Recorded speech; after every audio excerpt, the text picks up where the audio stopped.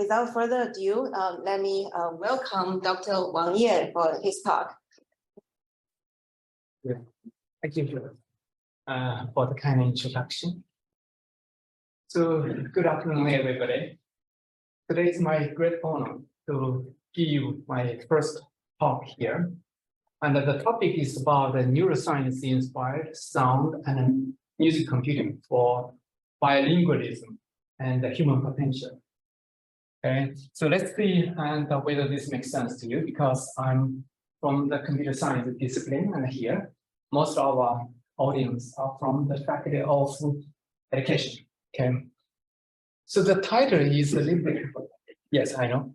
The title is a little bit long, and which basically I use this connecting the dots to show thing here, because the neuroscience is something that I knew nothing about 11 years ago, but this has played a very important role in the research that I've done in the past 10 years, basically. So the neuroscience parts connect the sound and music computing, and the bilingualism and human potential. And today I'm going to focus more on the education parts. I'm dividing my talk today to 3 parts: the motivation and the journal of a specific project called S-Lines.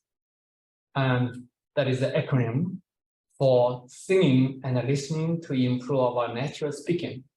And finally, on a neuroscience-inspired education model, because of the specific audience here.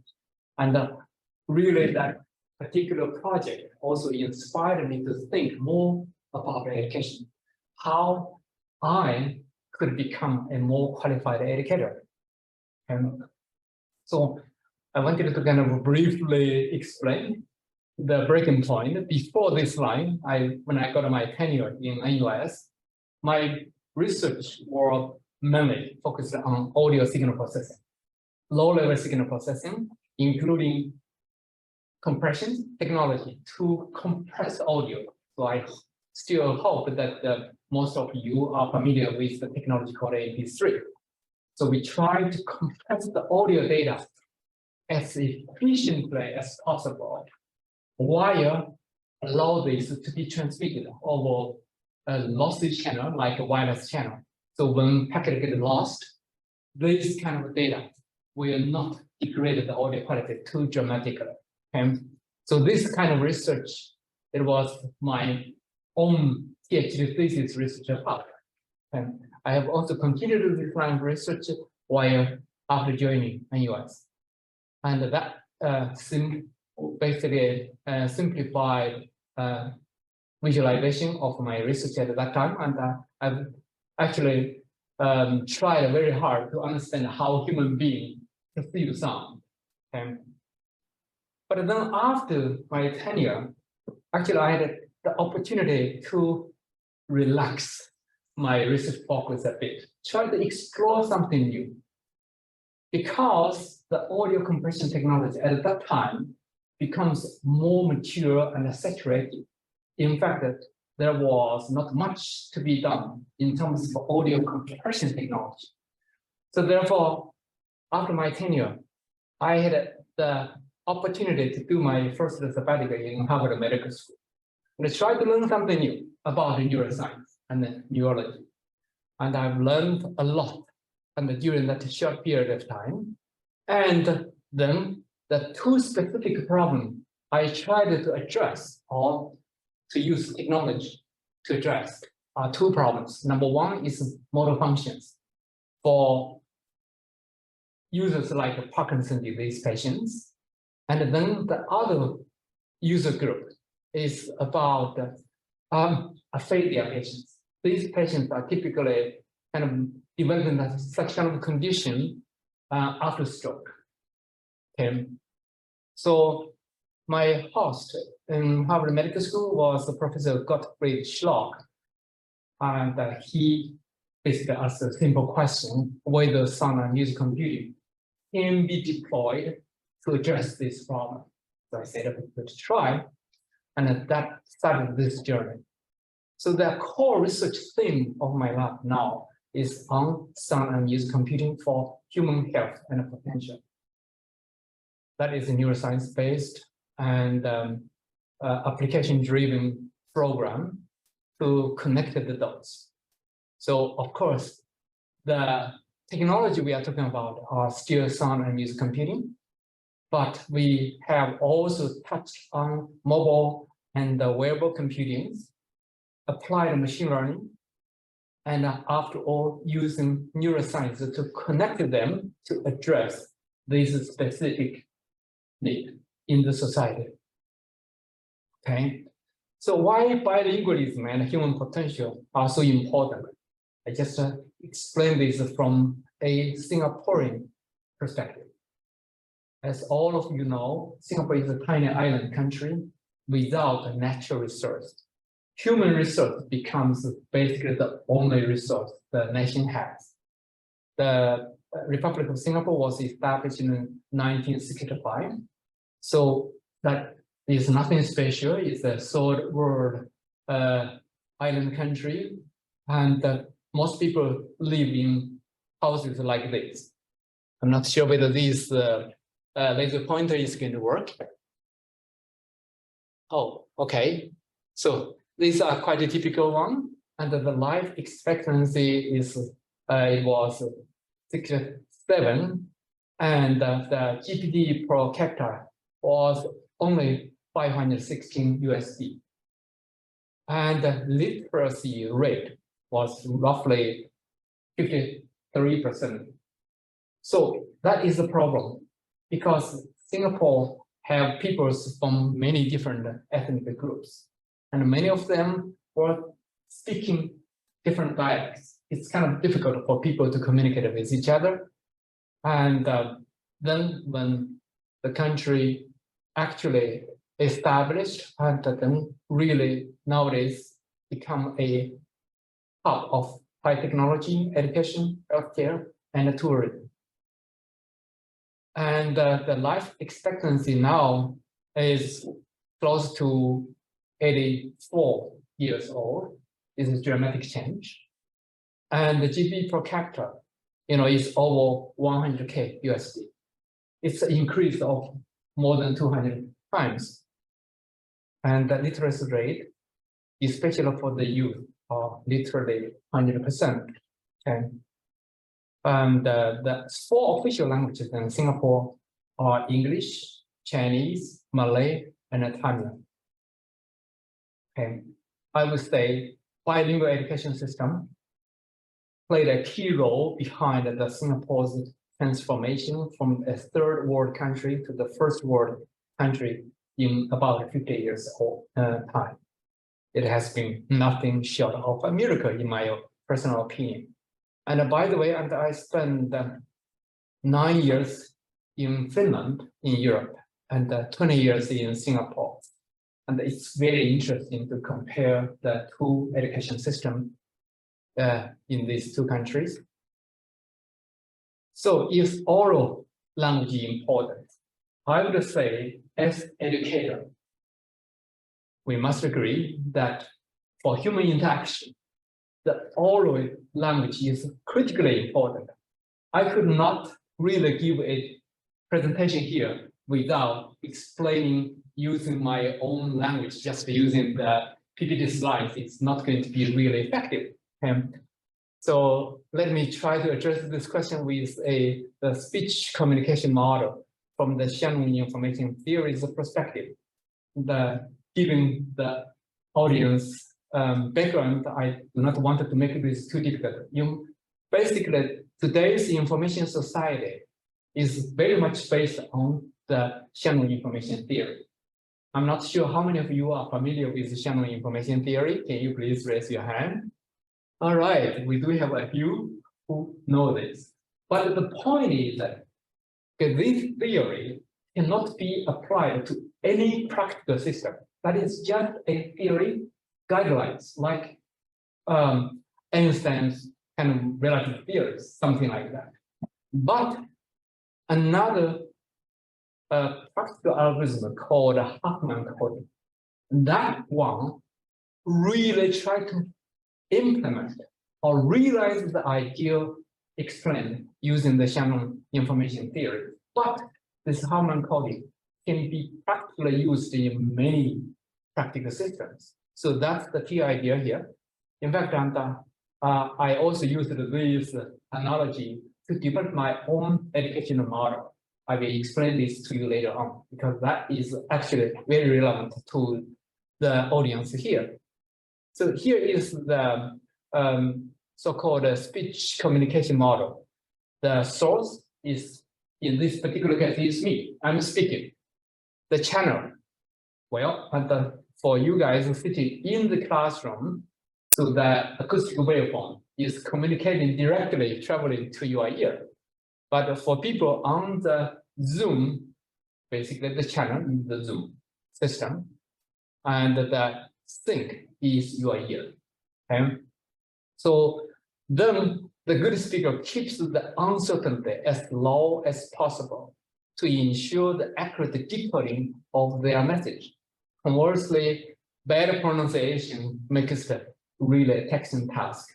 Frankly, I have worked pretty hard when I joined NUS as a faculty member, because as an engineer, nuclear engineer, I did not need to speak a lot. So because I do my job mostly with coding, right? I communicate with machines far more than with human beings. But in a university environment, I have to constantly give lectures and interact with my students and colleagues, okay? So I made deliberate effort to improve my English such that I can communicate with you guys effectively.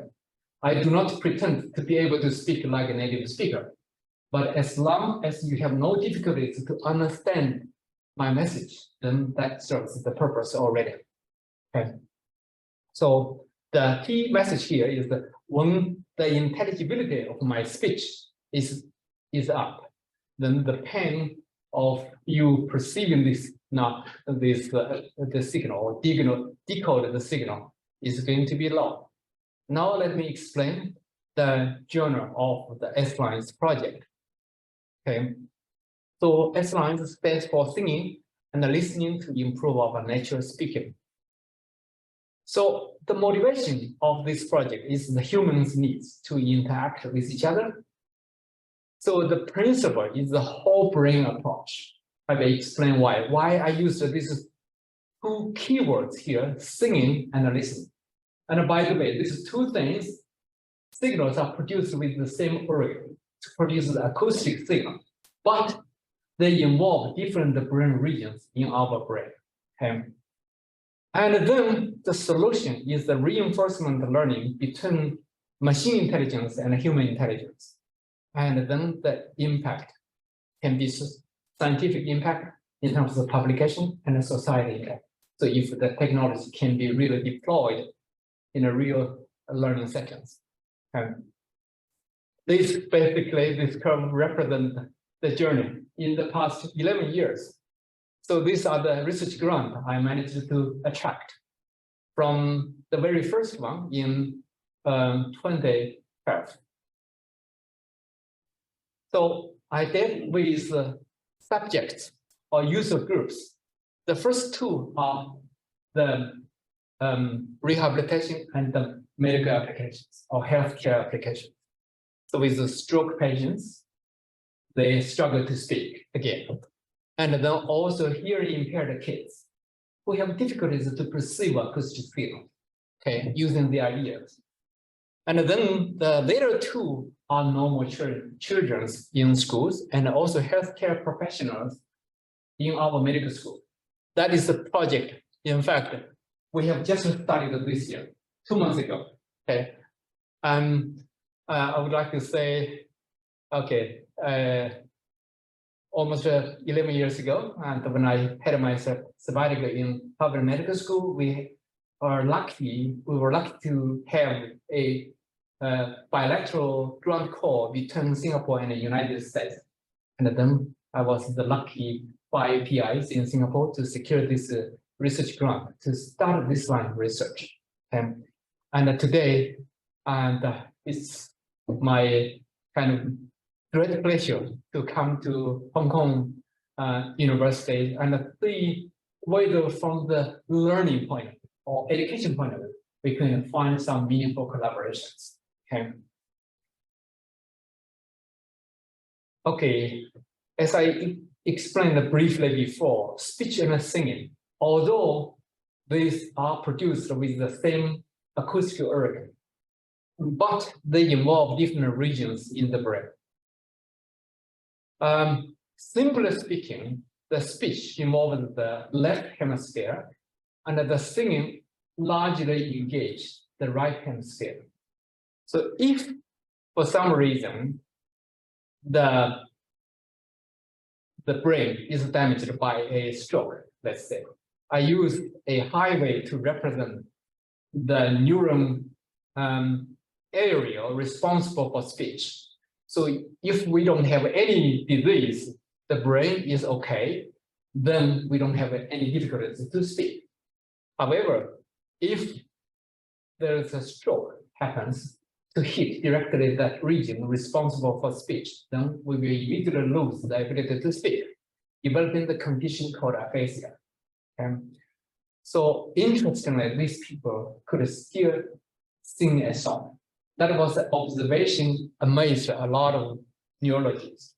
So they developed an approach called MIT, melodic intonation therapy. So the MIT is to create the new biological neural network to bypass the patient's brain, which is damaged, to help them to speak again. That's the principle behind this approach. Okay. So the melodic intonation therapy is actually a quite labor-intensive approach. So in this case, for example, we have the patient and we have the therapist. They have to engage this into one-to-one intervention for a long time in order to help the patient to speak again. That is, of course, time intensive and also quite costly. So at that time, during my sabbatical in Boston, I thought whether we could do something that people can directly use in their comfortable home. So that's the origin of the SMC project. And then even after my sabbatical, when I came back to Singapore, I tried to continue this line of research, but I faced a tremendous challenge because most clinicians do not have protected time for research, at least that is the case in Singapore. And then clinical data collection and annotation are very difficult and expensive because this annotation typically requires specialized knowledge. And then also our project did not really fly for its original purpose. Okay. Luckily, the Singapore National Research Foundation Science of Learning grant call in 2015 helped me to revive this project to address a different society need. So because of this grant call, I have done some literature survey and I find this particular paper called The Efficacy of Singing in Foreign Language Learning, written by Professor Frank Russo's group in Canada. So in their abstract, it says singing can be intrinsically motivating, attention focusing, and simply enjoyable for learners of all ages. That is very interesting because fundamentally what I've tried to do is to develop actually educational technology or learning technology to facilitate joyful and effective learning. So to kickstart our journey of this project, we only started with one master student and one bachelor student from the software engineering point of view, and then HCI, the human-computer interaction point of view. And nowadays, this project becomes the main research focus of my lab. So what is about the S-Lines? It is a multi-language karaoke application that aims to provide foreign language learning platform. We focus on two languages, English and Chinese, because they are the two major official languages in Singapore. Okay. So we are talking about increased engagement and motivation. We are talking about personalized feedback and learning insights. And then we also talk about the clear benefits in language acquisition with evaluations.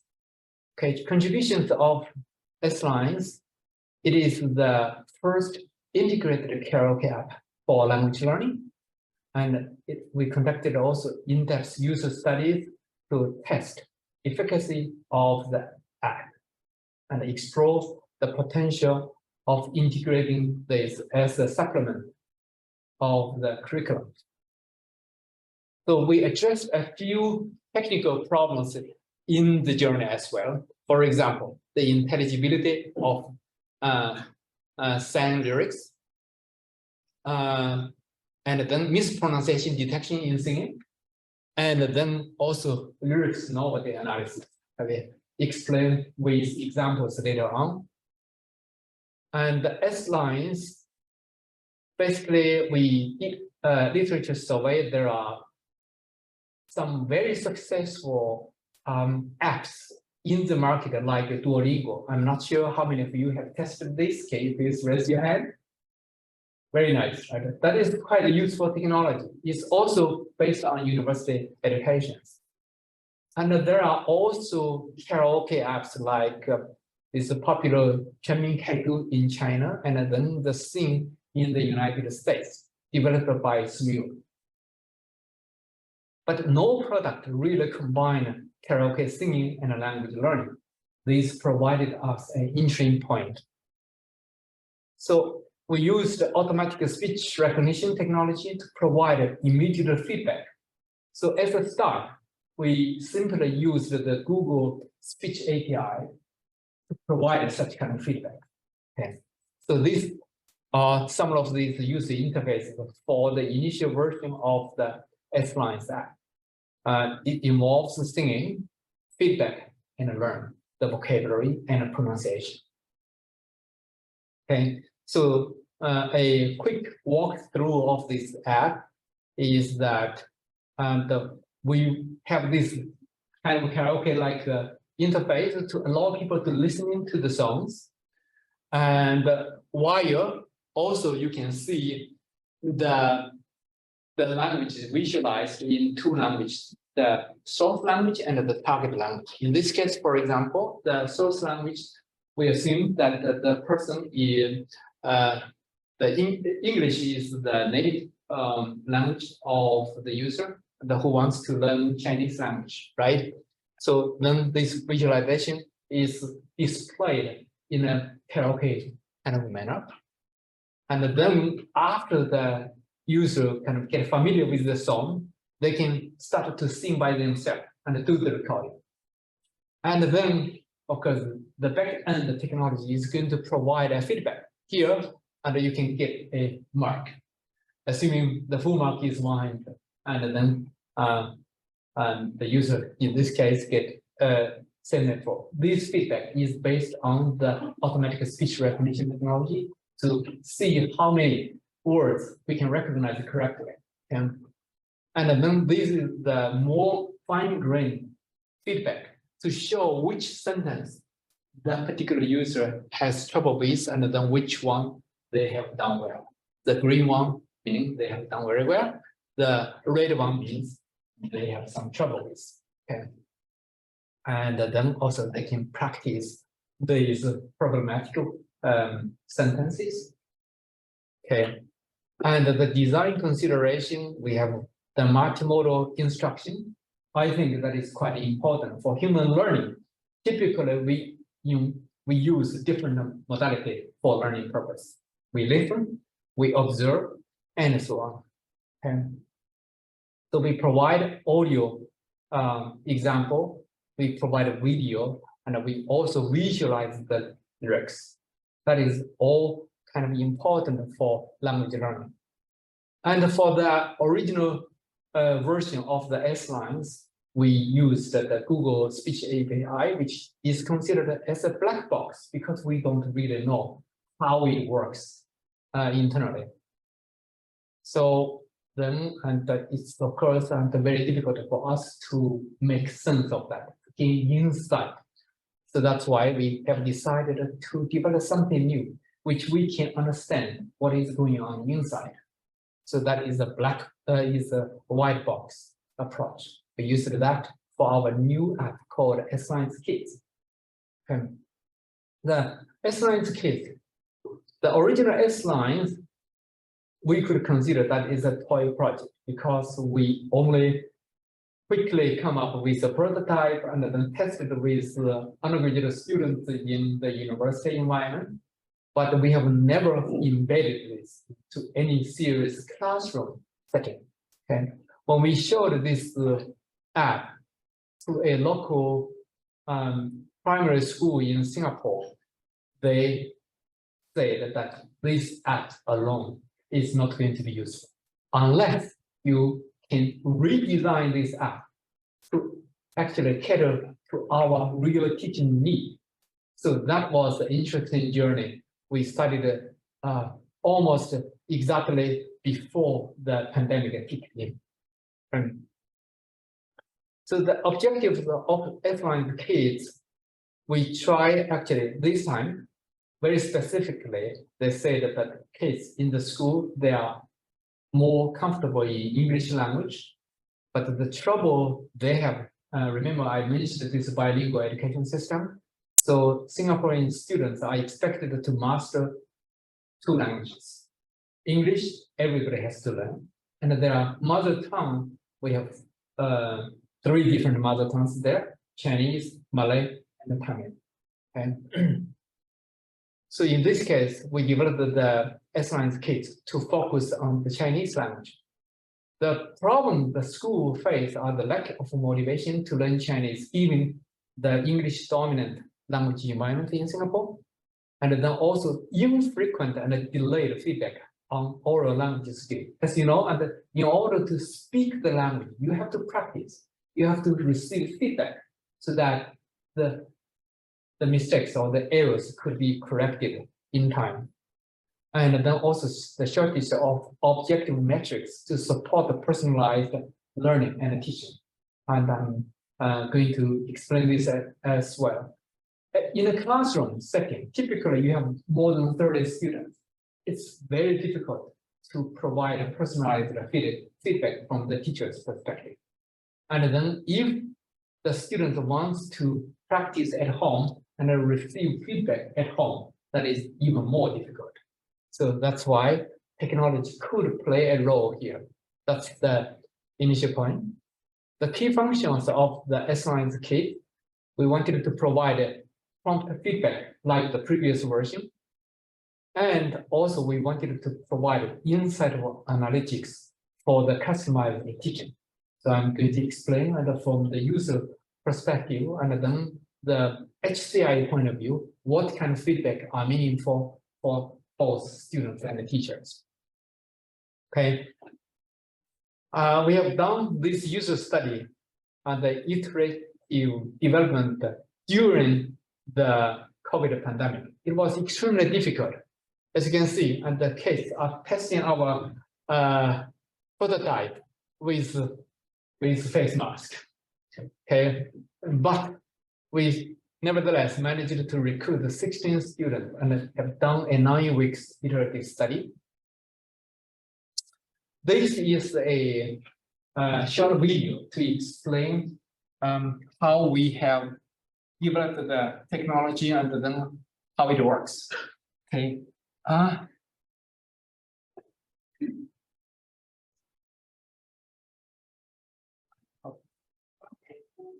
S-lines Kids is an AI-empowered cross-platform mobile application that facilitates the language learning and teaching experience for both lower primary school students and teachers. In this video, we're going to show you how it works and the principles behind our design. We know that practice makes perfect, However, according to the local primary school teachers, in their Chinese teaching scenarios, the most challenging problem is how to give each student accurate feedback on their pronunciations.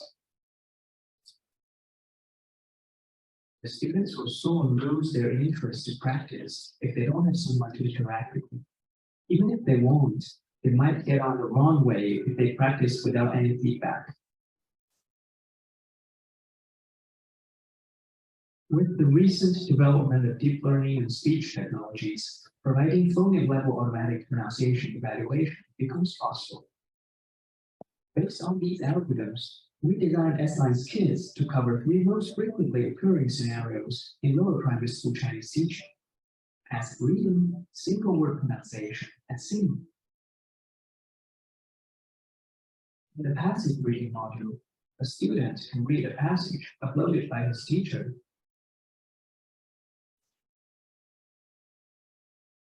The app aligns his recording to the passage and then calculates the goodness of pronunciation of each character based on the posterior probability of each phoneme.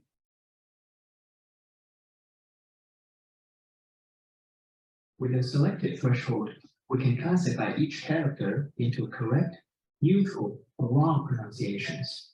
Students will get the results from the colored text. If they click the wrongly pronounced character, they can practice it alone. In this mode, the app provides a phoneme-level goodness of pronunciation evaluation and tone evaluation. The student will see his evaluation results through a pop-up window and a colored pinyin and pitch contours. Finally, in the singing interface, the app provides a karaoke-style aligned lyric highlighting with visualized pitch. Their singing pitch will be compared with the reference pitch. The singing pronunciation will be evaluated using a specifically designed speech acoustic model for singing.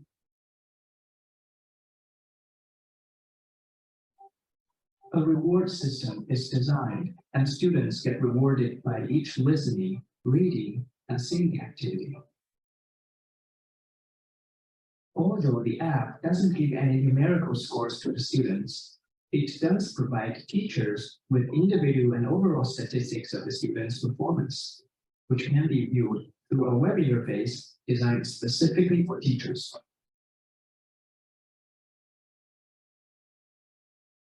We hope this video gives you an overview of S-Line's quiz. Feel free to come to us if you want to know more. Thank you. Right. This is a quick walk through how this app really works. So we focus on individual word recognition.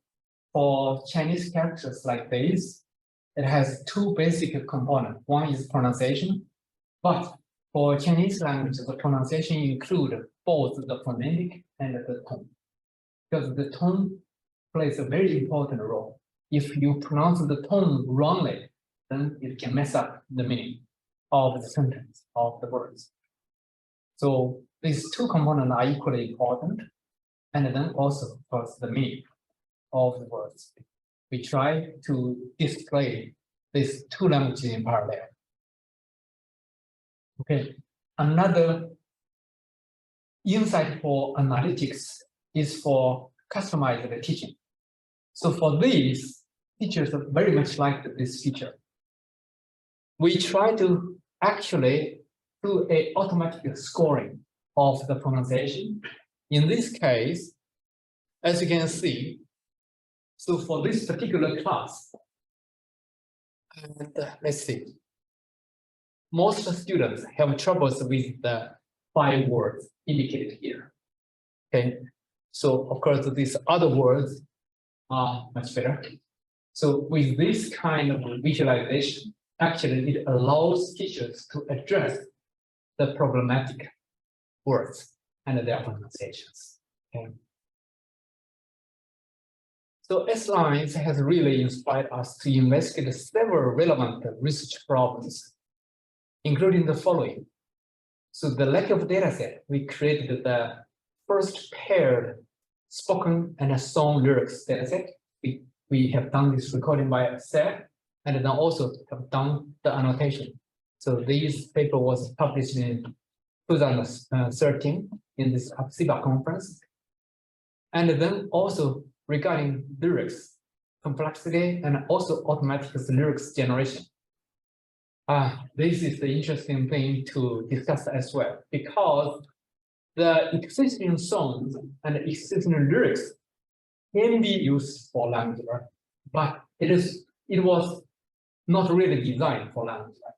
Therefore, most songs and lyrics has a very limited kind of vocabulary in terms of language learning.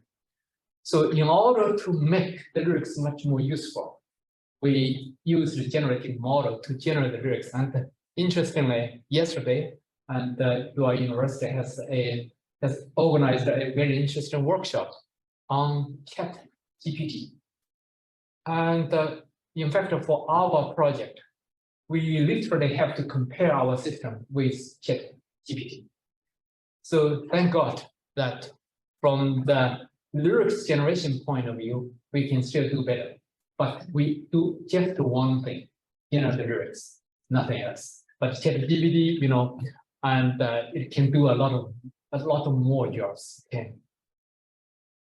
So also singing voice intelligibility. Singing voice, again, it is actually composed as an art form. It was really kind of composed for the purpose of language learning.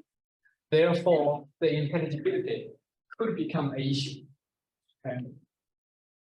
And then also singing to text transcription. It is a process very similar to what? To automatic speech recognition. So if I speak now for a ASR system, automatic speech recognition, then my speech will be displayed on the screen almost simultaneously. Can we do the same thing for singing voice? In principle, yes, but it's a far more challenging research problem. Okay, so about the automatic analysis of the lyrical novelty and the intelligibility. And we have some key insight. Only a tiny fraction of our million lyrics dataset are suitable for language learning. As you know, and many songs have specific genres to talk about a specific topic, like love, like sorrow, and so things like this, right? So if we want to seriously take this into a curriculum, we must be able to tackle vocabularies that is required for the curriculum. How can we address this? And this observation is similar to the well-known million song dataset in terms of the music itself. We wanted to use the music to treat patients with rehabilitation needs. So for that project, we need the song to be stable. The speed needs to be stable from the beginning to the end. Interestingly, after our investigation, only about 20% of the million song dataset has a stable tempo from the beginning to the end. And here is a visualization of our lyrics dataset. We use only two features to project and visualize the songs. Each dot here represents a song or a lyric.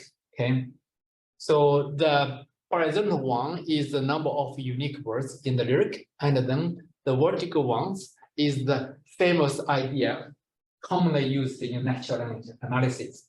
Okay. So the lyrical novelty and the intelligibility in song lyrics, I give you 3 examples. This song number 1 has the highest IDF measure, and this number 2 has the lowest IDF measure, meaning the first one has a lot of new words, and then the second one use only the common words, and then the third one is even more interesting. So let me try to play these 3 songs for you. you can appreciate by yourself. This is the first one.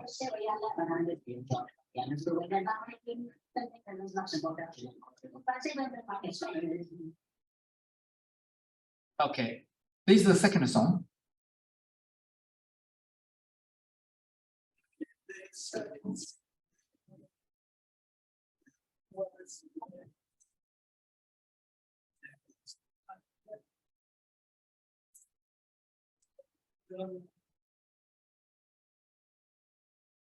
As you can kind of appreciate it, these two songs at least are comprehensible from the singing voice alone. This is the third one. You can judge by yourself whether you can transcribe if you do not have the lyrics displayed.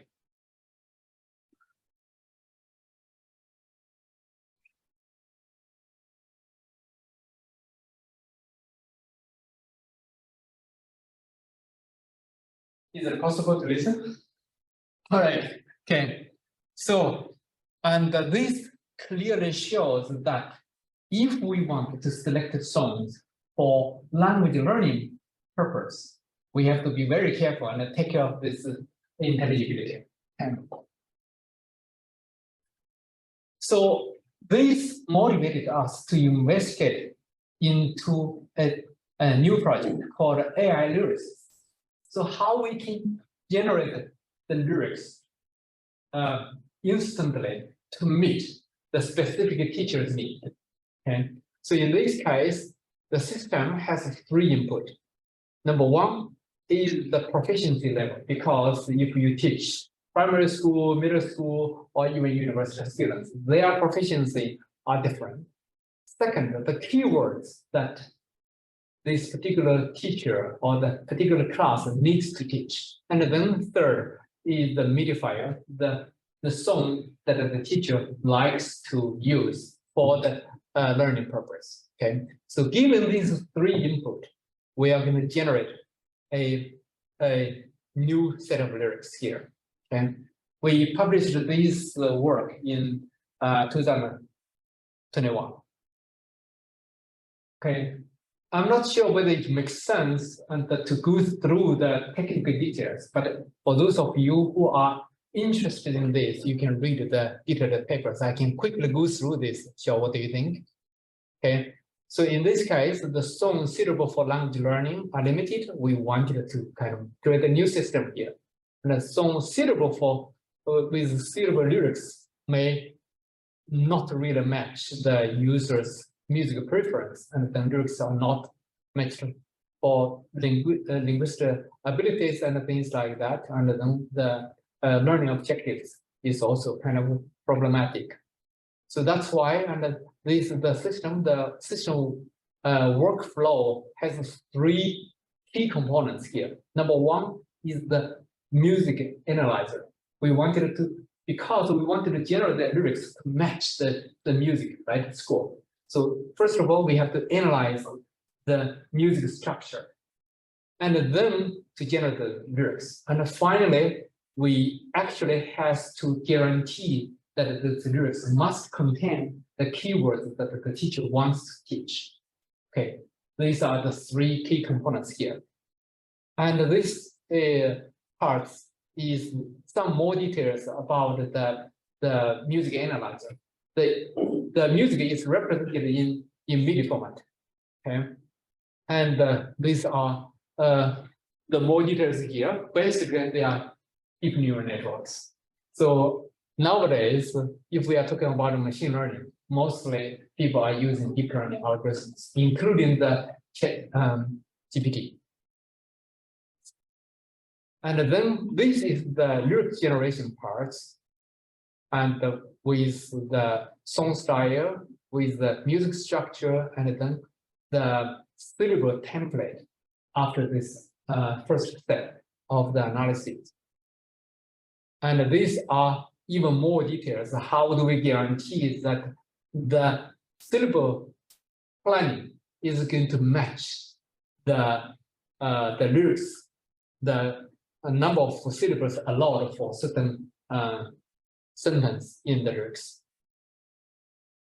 Okay, Then finally, as I said, that the keywords needs to be inserted into the lyrics. In this case, the original lyrics, generated lyrics is, hey, watch the cues and listen to the music, right? But the keyword is look. So how can we actually find the right match to do this replacement? So we projected the words into a feature space. So the closest one is selected for this replacement, because in this case, we have 3 different candidates here to replace the original watch. Look is one, observe is another, and listen is the third one. So from the feature space point of view, the look and watch are close to each other. We use this as a replacement. Nevertheless, I wanted to mention this is not a very elegant solution, because the lyrics generated as a prototype there, we have to somehow replace a word with this polisher. So therefore, currently we have done something that this final step is not necessary. So we can put these constraints directly in the lyrics generation process. Okay. So we have also evaluated these systems with objective measures and subjective measures.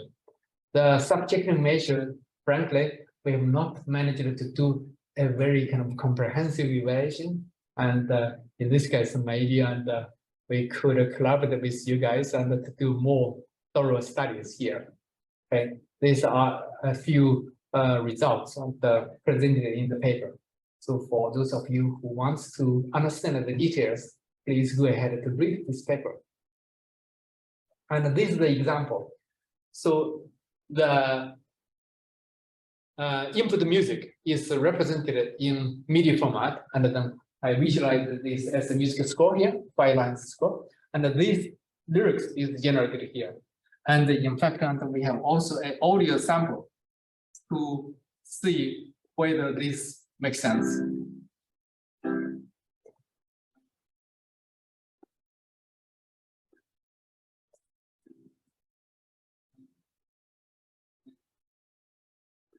I lift you up to see the world, like when you are now we found love, and I got a smile. Now I have to be a man to reach that I lift you up to see the world, like when you are a girl. Now we found love, and I got a smile. Now I have to be a man. Be everything that I know. God is our father. I want you. I seem to be in my mind. When it finally goes into testify. So how many of you think this audio sound is produced by a human being, or is sung by a human being, or is by a machine? What do you think? A human. Is by a human being. Okay. So I'm not sure based on what you have done this. This is the second sample. I will play just very briefly, so you can have a comparison. One of them,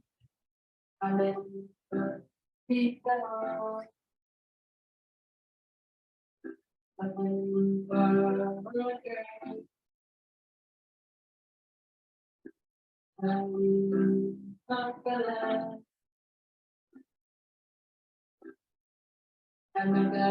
are the two keywords included in the lyrics. So, question: which one is from human being? Which one is from the machine? One of them is produced or synthesized by machine. Any guess? First one by the machine, And second by human. by human. Okay, what do you think? Opposite. Okay, so how about the others? So nowadays the technology is amazing. Yes, I already give you a very important hint because one of them is produced by, recorded by human being. The other one is synthesized by machine. So what do you think? I agree with her first one. Human, as but it's I'm not a native speaker of English, but it's more intelligible than the second one. Okay, More perfect, but you have guessed correctly, both of you. yeah, Congratulations. Yes. Yeah. Who is but correct? who's corrected? The person is human. the second first one is by human being. The second one is by machine. But by the way, this second sample, it was not even produced by the most advanced algorithms. And nowadays, the machine can do better. Okay. And finally, because I'm in a faculty of education, I wanted to mention a neuroscience-inspired educational model that is very close to my heart, because as an educator, I wanted to be a qualified educator, right? So the joyful and effective learning is one motivation. Another one is the original definition of education. According to Socrates, education is the kindling of a flame, not the filling of a vessel. This actually inspired me a lot. This is a beautiful philosophy about education. But how can we implement this vision in a real university environment? And I have thought a lot. So this is the model I come up with. Basically, this F means freshman students coming to our university. This T is the transformer. So we wanted to transform students to some person, to a professional, to a better person. That is the P plus name. So in terms of student selection, I felt that this neuroscience helped me a lot because I serve in 2 admission committees of our PhD programs in the US. So these are the selection criteria that I come up with. So we emphasized on the multi-intelligence because people are capable of doing many things. Imagination, initiative, and integrity. And what is the transformation function here? We really wanted to create an environment that excites you, that energizes you. Okay. So how can we achieve that? So my own approach is to teach the course in a way and that students get really excited about it, especially about the project that I'm going to explain in my second talk next week. Okay. That was a beautiful realization of this model. Okay. And then finally, in terms of research, of course, I want my students to be able to do successful project, to write great papers, patents, products, and eventually a PhD thesis. So the purpose is to nurture our students to become happy lifelong learners with a strong honor code. Okay?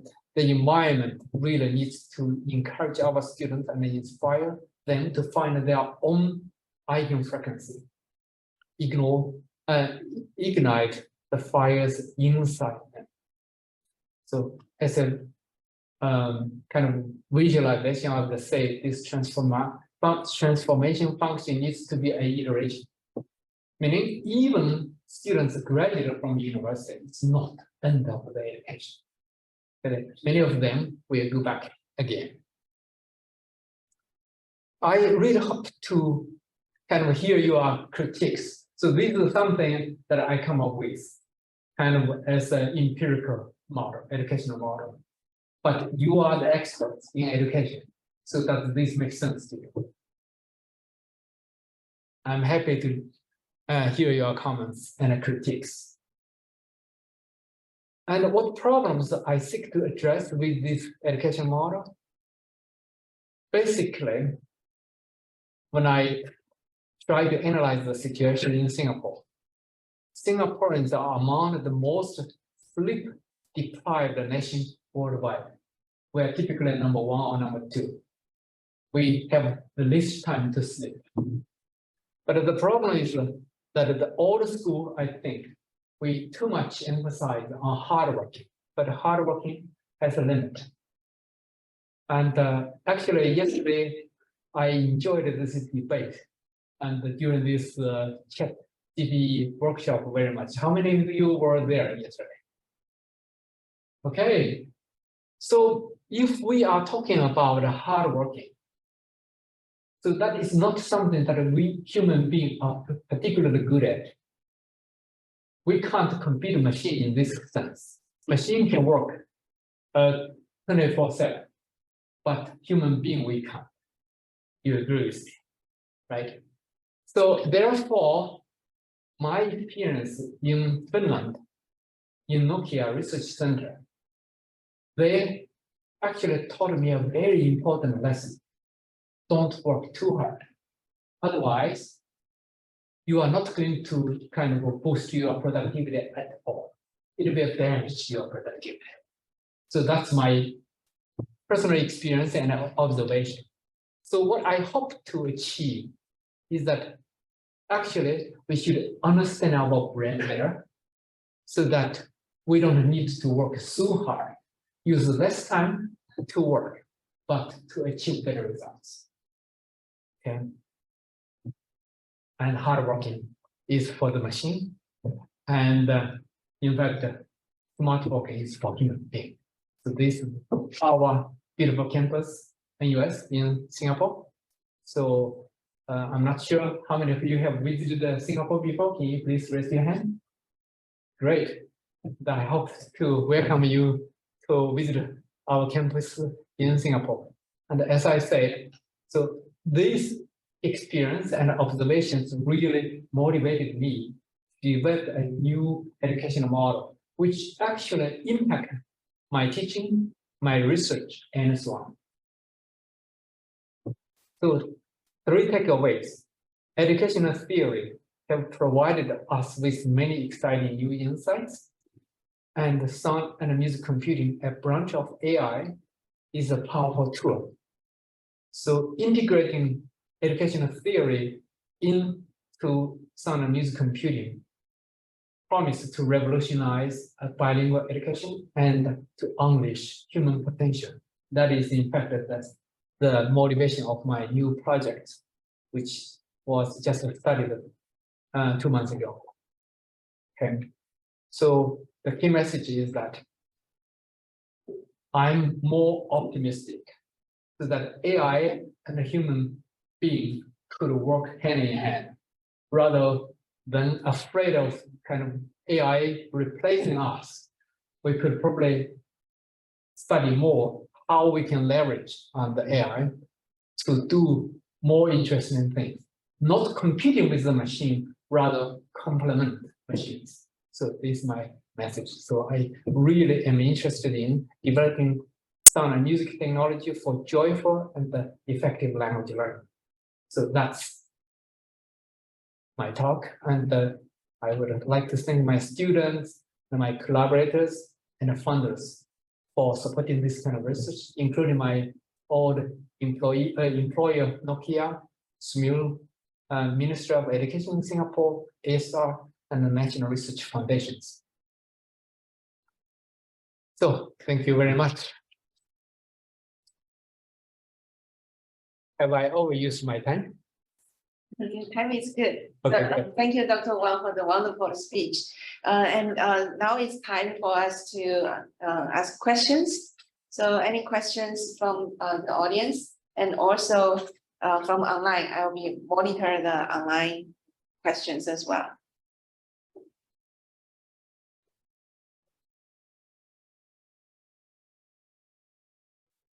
Can I ask a very basic question? Yes. So you're showing us that, say, for people with speech problems, say, for example, from aphasia, whatever, they have sort of damaged ability to speak. Yes. But then the singing part is a different part of the brain. Mhm. So with the singing and the listening, would the patient be, so presumably the patient would be able to produce better speech. Yes. And in this case, would the speech production be actually still loaded to the singing part of the brain, or would it also sort of help them to rebuild the speech part? So I'm just thinking about the neuro science aspect. From the neuroscience aspect, and from my understanding, is that it is impossible to repair the already damaged parts. So as a result, they try to use the singing parts to complement the damaged speaking parts. So they would be repurposing the singing part of the brain for speech production. Exactly. So that's the beauty that really going to be inspiring me to learn more about how our human brain works. Okay. So this is a very exciting journey, really opened a new door for me to explore something that I have never done before.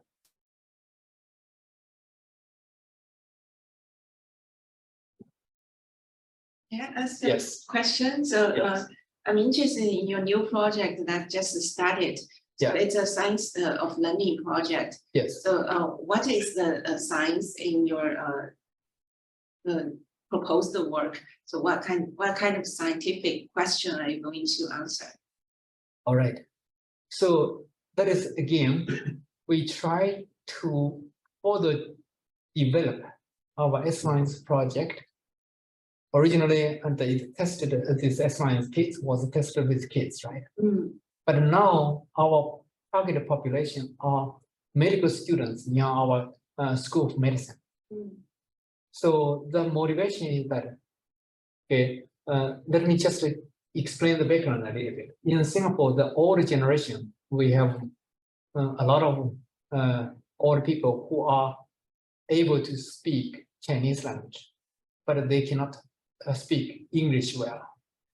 But the younger generation, the medical students, they can speak English very well. But many of them have troubles to express or explain things in Chinese language. So the purpose is to develop a technology for these students to be able to practice their Chinese oral language skills. Okay.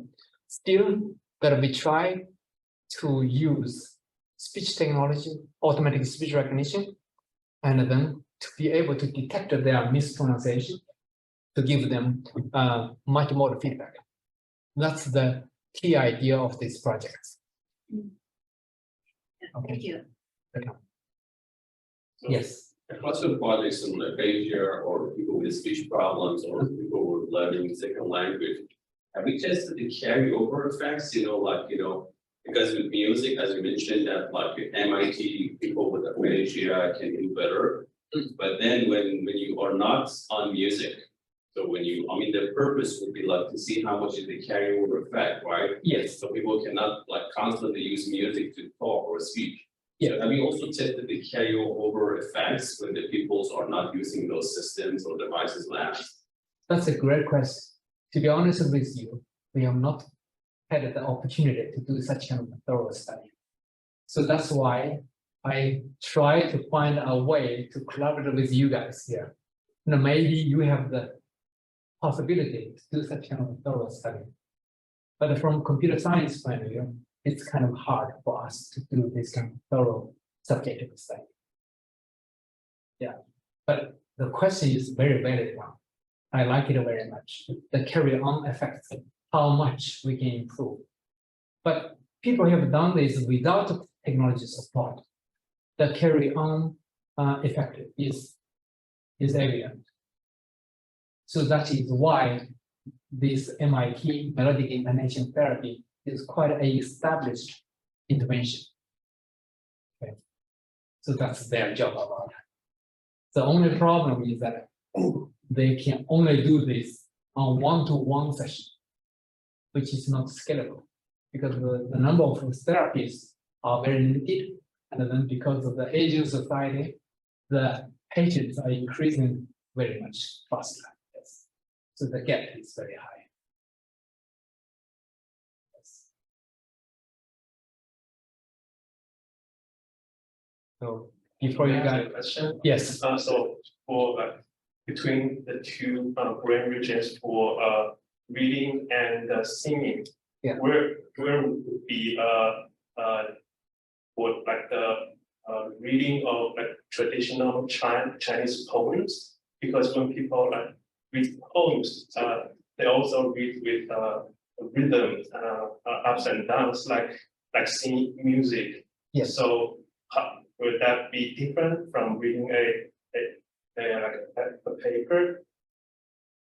The points, right? Yeah. So far we have not done anything related to points, but you have raised a very interesting point, and it's probably an interesting project to compare the singing part and the point. So in terms of the effectiveness of the intervention.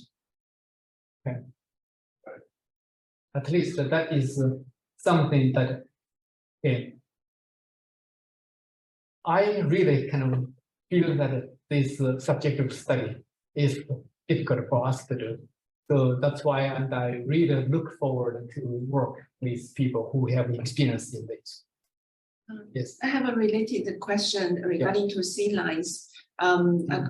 Based on the app, it seems you have scores and so on. So have you done any gamification on that? Like making it like a competitive activity so that your students will be more motivated to work on it?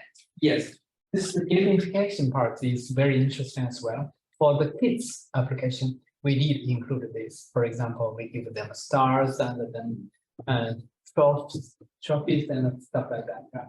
So when they have done correctly. Yeah. So, but for the adult one, we are still in the process of developing. And according to my kind of understanding, when discussion with educators in the medical school, they believe the gamification part is not as important as for kids.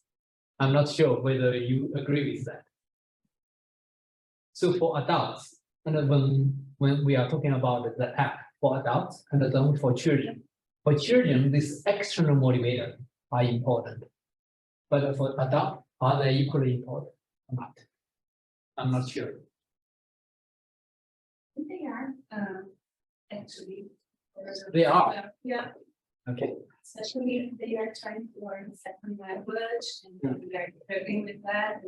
And so they this way because they do have feedback. They will have to try many times. So I think gamification might help.